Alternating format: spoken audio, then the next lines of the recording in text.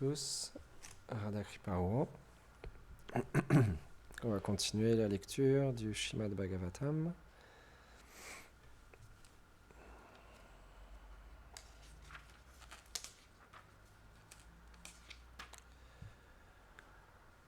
Om Namo Bhagavate Vasudevaya.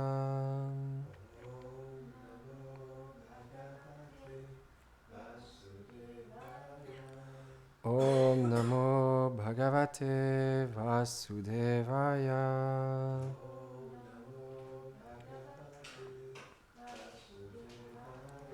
Om Namo Bhagavate Vasudevaya.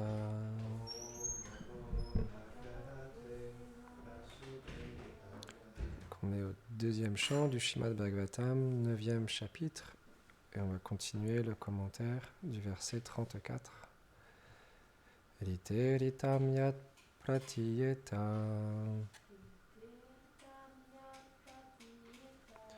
na pratiyeta chatmani tadvidyat atmano mayam yata baso yata tamam. Traduction. Ce qui semble avoir une valeur dans ce monde, mais qui n'est pas relié à ma personne, n'est pas réel. Tout cela n'est que mon énergie illusoire, tel un reflet dans l'obscurité. Donc on va continuer le commentaire. La corde était toujours trop courte de 2 doigts. Cela même après avoir mis beaucoup de cordes l'une après l'autre. Yashoda fut déroutée par Yogamaya, qui lui rendait impossible d'attacher Krishna selon son souhait. Elle expérimenta un grand étonnement durant un moment. Ce pouvoir fut ensuite recouvert par Yogamaya, puisque Krishna consentit à se laisser attacher afin de combler le désir de sa mère. Il y a aussi le cas où Krishna, afin de combler les invitations de ses reines, manifesta simultanément sa forme à Shrutadev, Bahulashva, à Rukmini et à Satyabhama dans leur palais. Par son énergie Yogamaya, il pouvait accomplir ses divertissements dans chaque lieu en cachant une forme et en révélant une autre forme à chaque épouse. Cette énergie agit également différemment lorsqu'elle dévoile différents aspects du Seigneur, selon la qualification de l'adorateur. C'est le cas de ceux qui acceptent une forme de dévotion secondaire, en vue d'atteindre la libération. Par la miséricorde de Krishna, ils peuvent le percevoir comme l'âme suprême, comme il vient sur terre, bien qu'il n'ait pas l'amour de Dieu, car il n'est pas possible de voir Krishna tel qu'il est seulement par la dévotion pure. Cependant, des personnes comme Kamsa ne peuvent même pas recevoir la réalisation qu'il est l'âme suprême, quand elles le voient à cause de la haine et d'autres défauts dans leur cœur. Elles sont comme des personnes atteintes de la jaunisse, qui mangent du sucre candi, mais qui ne peuvent pas goûter la douceur du sucre. Elles sont influencées par l'énergie matérielle, et non par l'énergie spirituelle Yogamaya. L'énergie matérielle apparaît, en fait, de l'énergie spirituelle. Elle est son reflet. Il est dit dans le Narada Pancharatra, dans le discours de Shruti Vidya, l'énergie illusoire matérielle, le contrôleur de tous les êtres dans le monde matériel, est l'énergie inversée de l'énergie spirituelle, Yogamaya.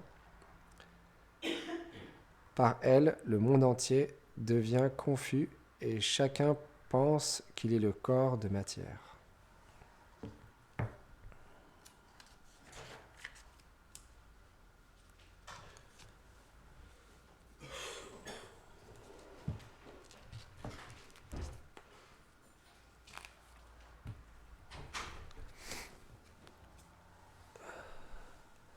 Om Aganati Milandasya Gananjanam Sharakaya Shakshur Militam Yena Tasme Shigurave Namaha Namam Vishnu Padaya Krishna Prishtaya Bhutare Shrimati Bhakti Vedanta Swami Niti Namine Namaste Sarasvati Deve Gauravani Pracharine Nirvishesha Shunyavadi Pashyatya Deshatarine Jai Shri Krishna Chaitanya Prabhu Nityananda Shri Advaita Gadadhar Shivasadi Gaur Bhakta Vrinda Hare Krishna Krishna Krishna Hare Hare Hare Rama Rama Rama Hare Hare Vrindaye Tulasi Devyaye Priyaye Keshava Sacha Krishna Bhakti Pratidevi Satyavate Namo Namaha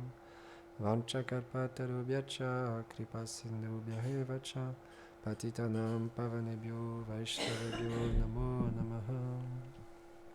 Avant de commencer à parler, j'implore les bénédictions de mon maître spirituel ainsi qu'à Srila Prabhupada, toute l'affiliation spirituelle, Govinda Maharaj, toutes les dévotes et les dévots ici assemblés, pour pouvoir parler sur le Seigneur suprême. Il n'y a pas de son du tout? Alibol, si. Alibol, vous m'entendez bien?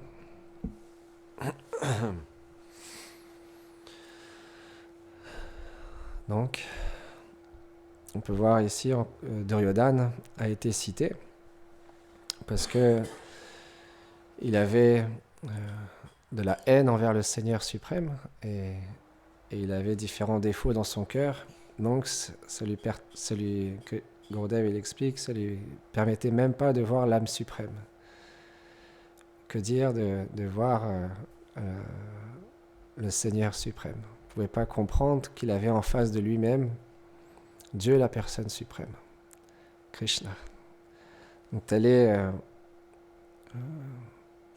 l'illusion de ce monde matériel, c'est qu'on peut, bien qu'on nous parle de Dieu, bien on peut lire des textes sacrés, on peut être au contact de saints Vaishnaves ou dans d'autres traditions, mais ne pas développer la foi, ne pas développer l'attitude de service envers le Seigneur suprême, et plutôt développer la haine envers Dieu et l'aversion, et penser que nous-mêmes, nous sommes Dieu, comme Duryodhana, pardon. Duryodhana. Et ce qui est intéressant, c'est qu'on a toujours le choix de faire une décision. On peut voir Duryodhana dans le Mahabharata, il a pris la décision de s'accaparer le royaume des Pandavas, et à travers cette décision qu'il a prise, ça a engendré des conséquences jusqu'à sa mort.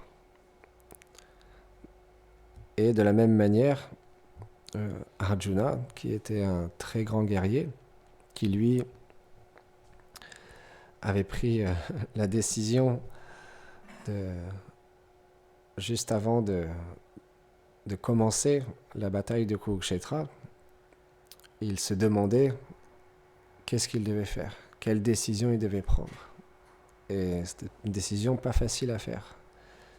Soit combattre, ou soit il avait une autre décision à l'intérieur de lui-même qui lui semblait aussi possible, de se retirer du combat et de laisser le camp adverse gagner et simplement aller vivre comme un mendiant dans la forêt et simplement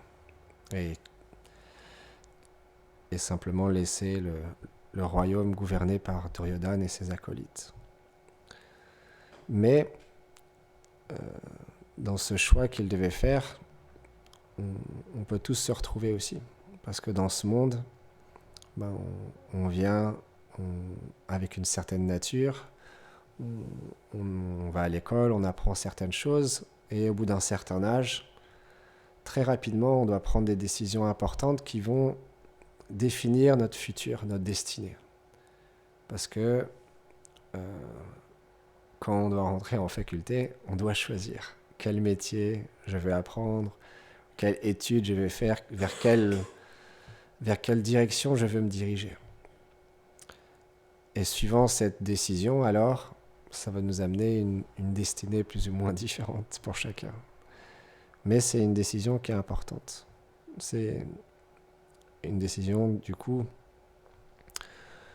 qui peut nous permettre d'être un avocat, un médecin, un dentiste, un facteur, un commerçant, un banquier, différents métiers.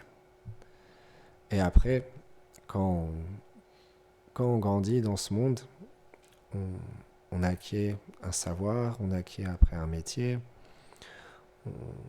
À ce moment-là, on a le choix aussi, encore une fois, quand on rencontre quelqu'un, un homme ou une femme, de prendre la décision de s'engager ensemble. Et cette décision, c'est pareil, encore une fois, c'est des décisions importantes parce qu'on s'engage mutuellement dans le lien du mariage. Alors de nos jours, on dit que jusqu'à la mort nous sépare, mais de nos jours, il y a le divorce et malheureusement, c'est très courant que les couples se séparent, mais dans la norme des choses, dans les temps védiques et même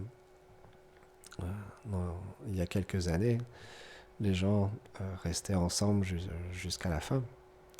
Et donc, choisir un partenaire, une partenaire avec qui on va rester jusqu'à la fin de nos jours, c'est une décision très très très importante. Parce que naturellement, on doit avoir des qualités similaires, un but commun et une nature qui nous permet de rester ensemble. Et qu'on puisse, dans notre vie spirituelle, à nous, s'aider ensemble.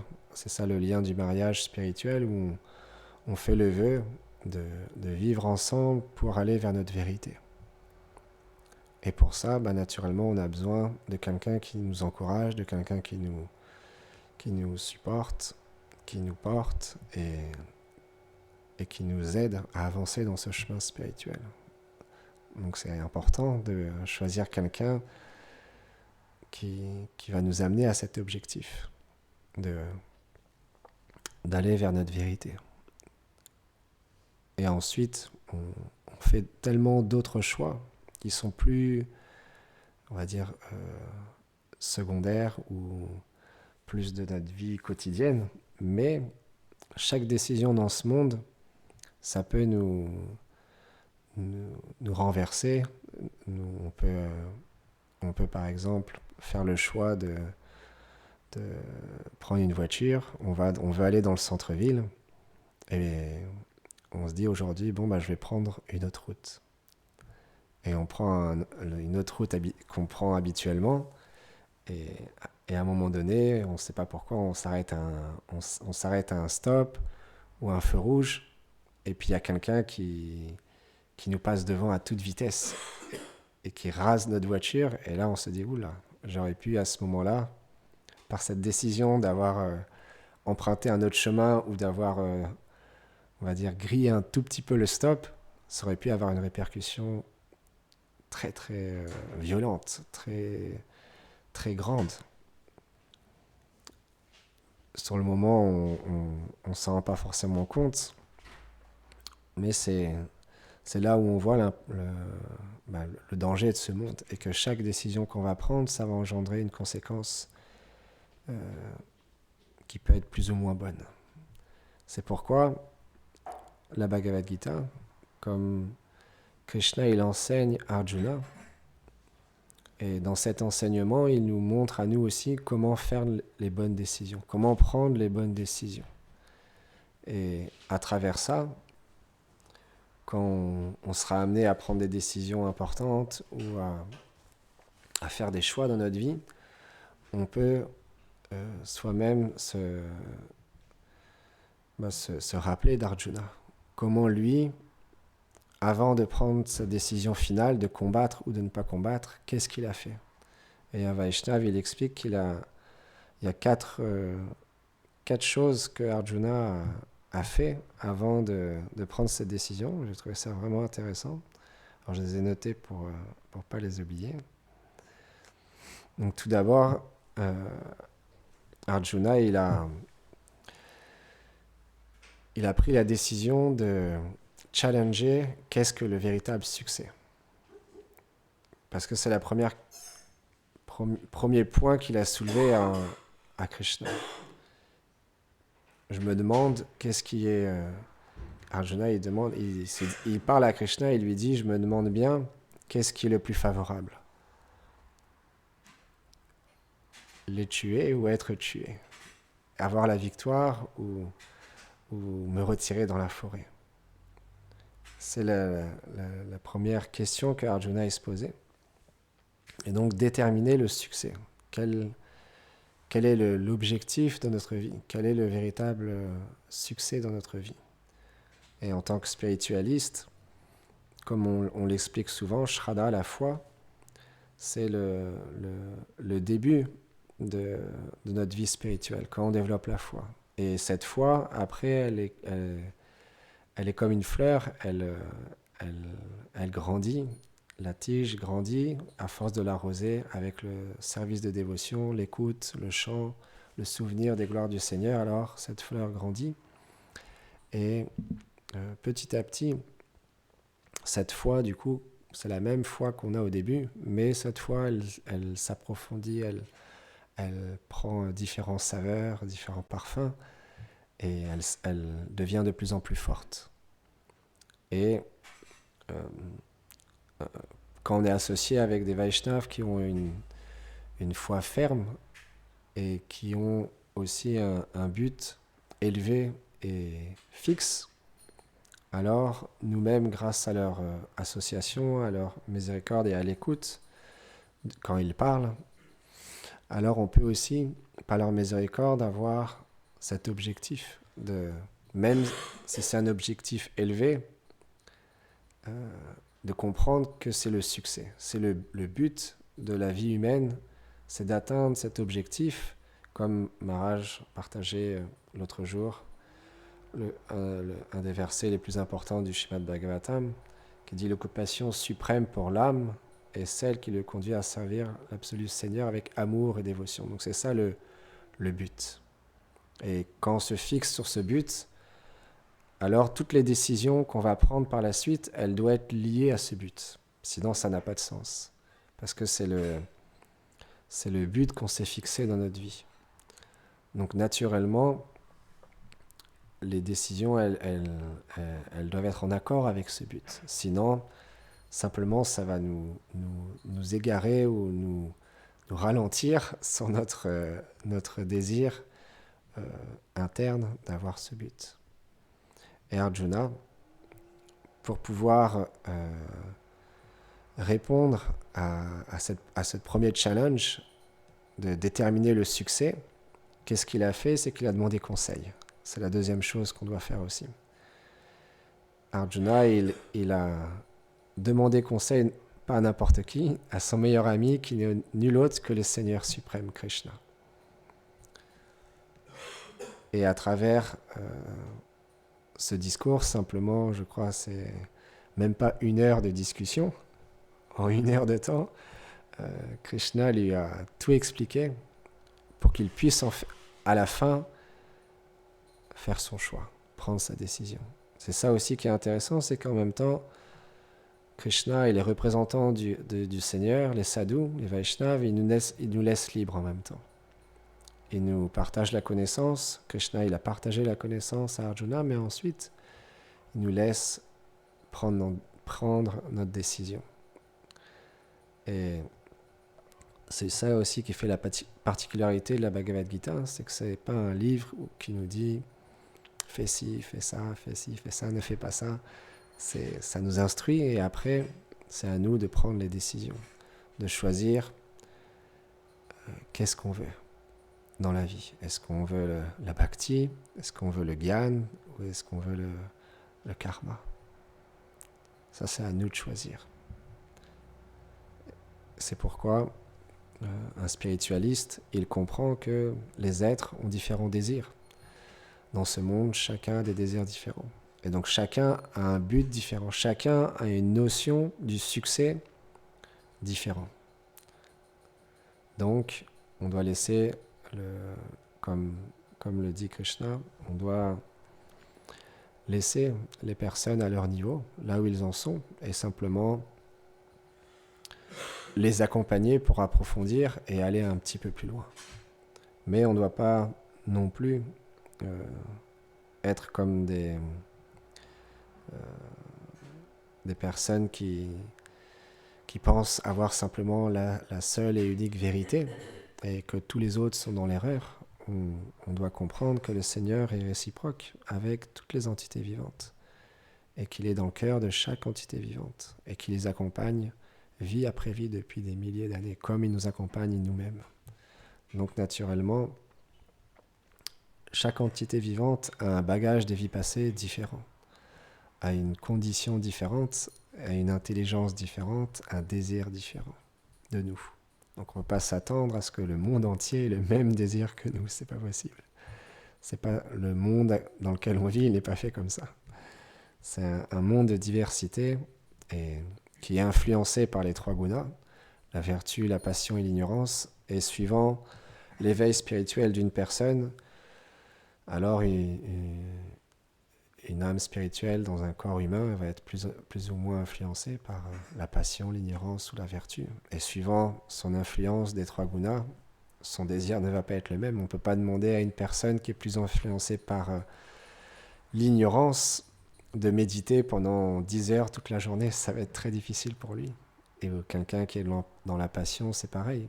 Mais on peut quand même engager cette personne à lui donner ce qu'on appelle du service de dévotion, à faire quelque chose dans lequel il a une habilité qui vont lui permettre, à travers cette action, de progresser.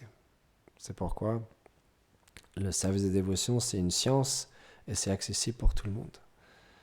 Parce que peu importe la condition dans laquelle on est, on peut toujours servir. Parce que comme c'est la nature même intrinsèque de l'âme que de servir, c'est simplement à se reconnecter à notre vérité.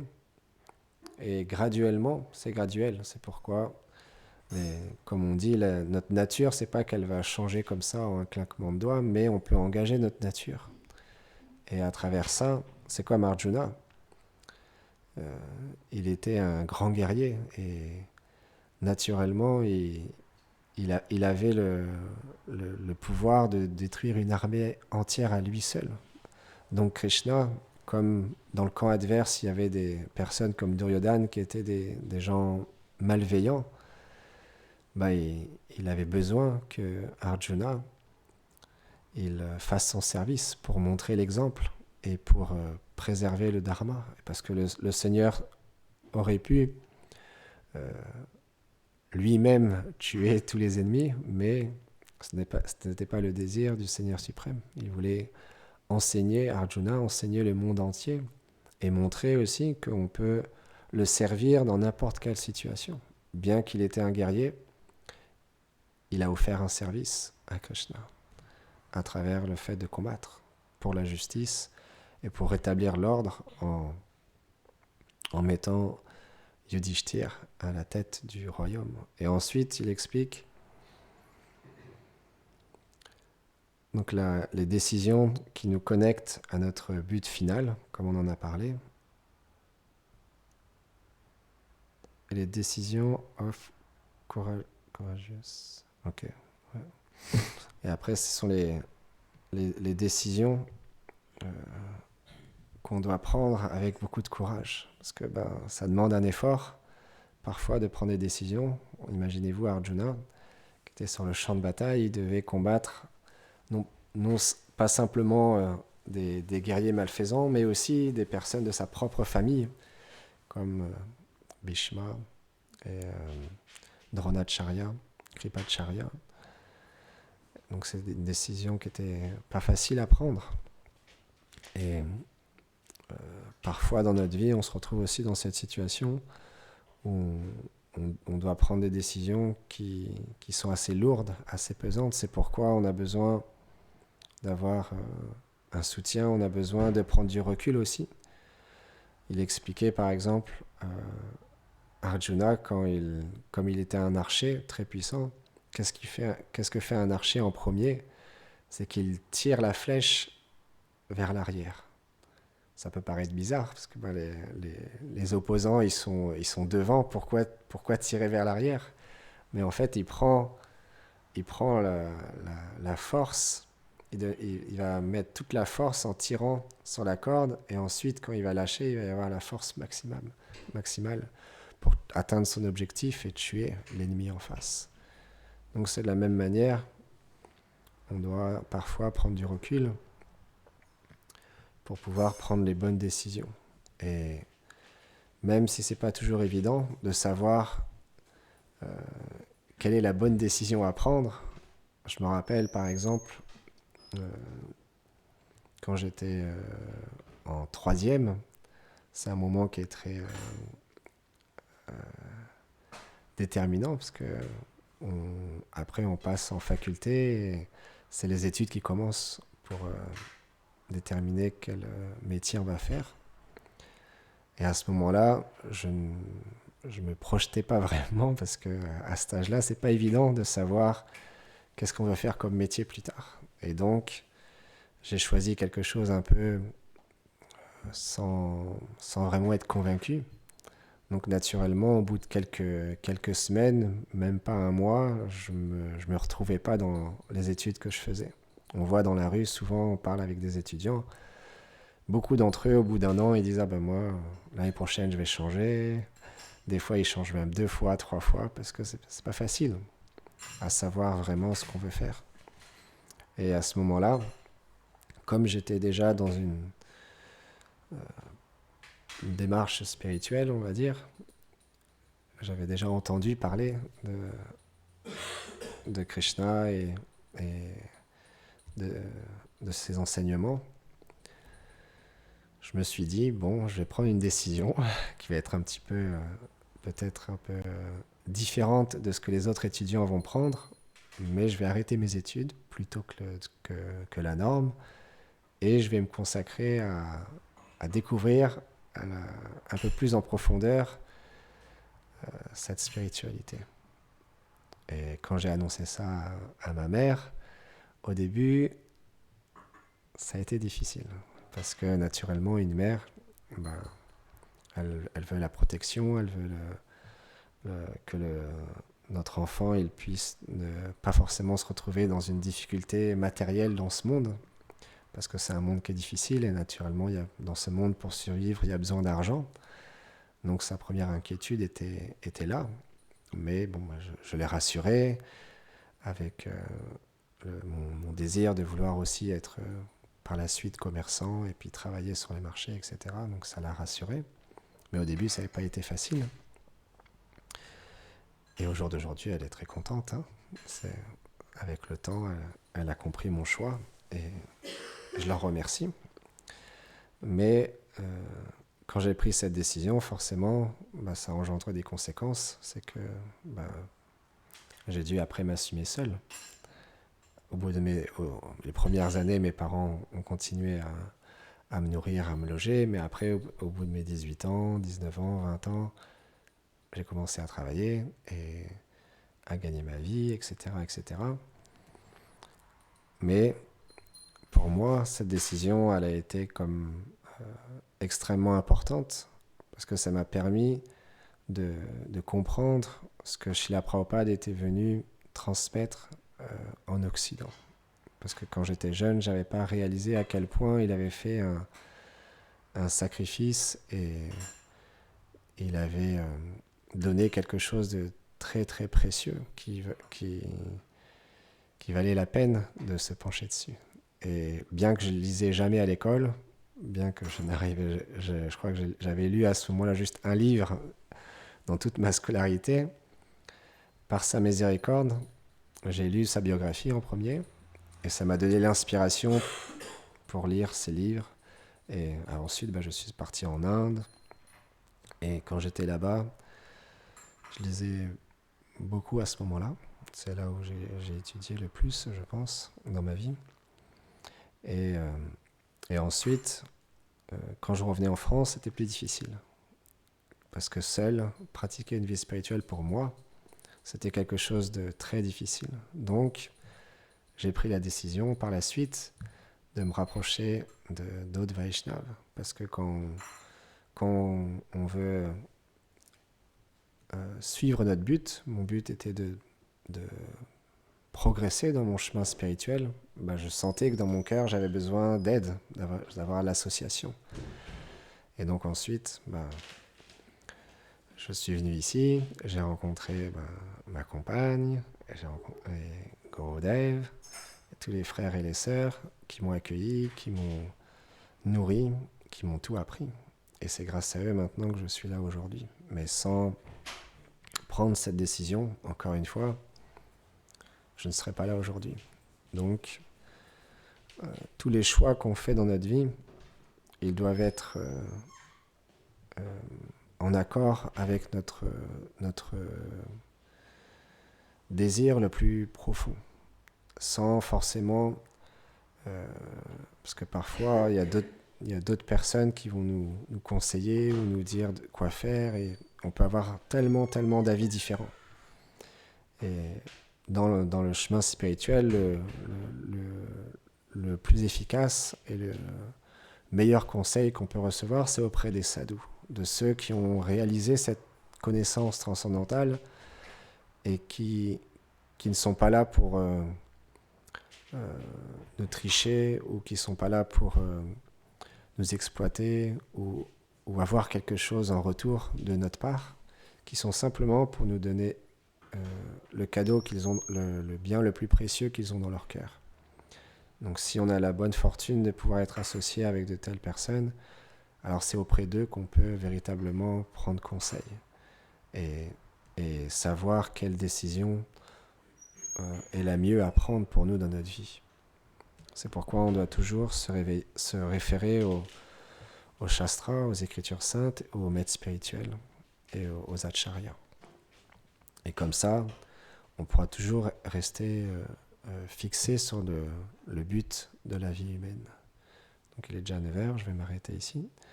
Glantala Shrimad Bhagavatam ki Jai Go Premanande Hari Bo.